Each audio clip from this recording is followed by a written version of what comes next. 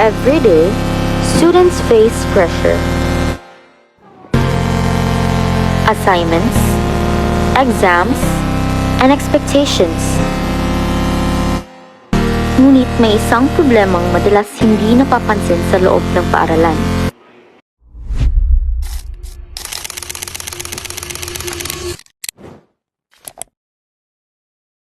Magandang araw sa lahat. Kami ang pangalawang pangkat mula sa seksyon ang baitang ng Grade 12 ADM Aquarius B. At ngayong araw ay ihaharap namin ang aming panukalang proyekto na naglalayong tugunan ang isang problema na kinakaharap ng maraming mag-aaral. Kasalukuyan, maraming mga mag-aaral ang nagkakaranas ng stress at pagkapagod dahil sa sunod-sunod na gawain sa paaralan. Subalit, sa loob ng paaralan, kakaunti lang ang lugar na makapagpahinga o makapag-reset ng isip sa mga mag-aaral.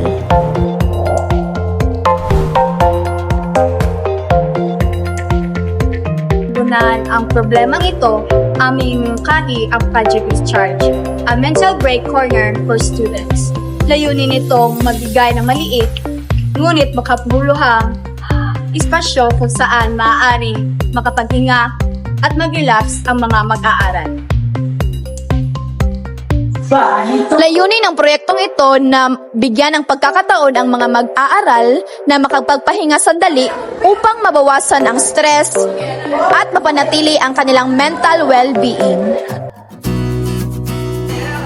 Upang maisikatuparan ang proyektong ito, isasagawa ang mga sumusunod na hakbang.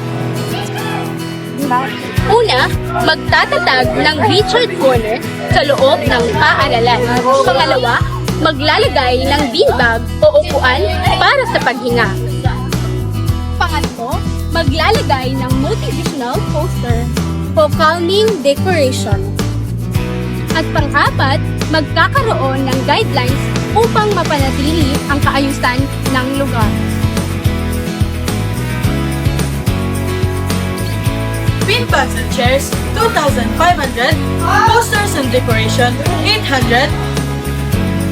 Small table, 700. Kabuuang budget, 4,000. Ang pundong ito ay maaaring magaling sa donasyon o suporta mula sa paaralan. Sa pamagitan ng proyektong ito, magkakaroon ng mga estudyante ng lugar upang pansamantalang makapagpahinga at maibsan ang kanilang stress. Makakatulong ito upang mapabuti ang kanilang konsentrasyon, kalusugang pangkaisipan at pagganap sa pag-aaral. Ang pag-aaral ay hindi lamang tungkol sa sipag at talino. Mahalaga rin ang pahinga at balanseng kalusugan ng isip. Sa pamamagitan ng Project Recharge, mas maibigay natin sa mga mag-aaral ang pagkakataong magpahinga upang mas maging handa sila sa kanilang harapin sa kanilang pag-aaral.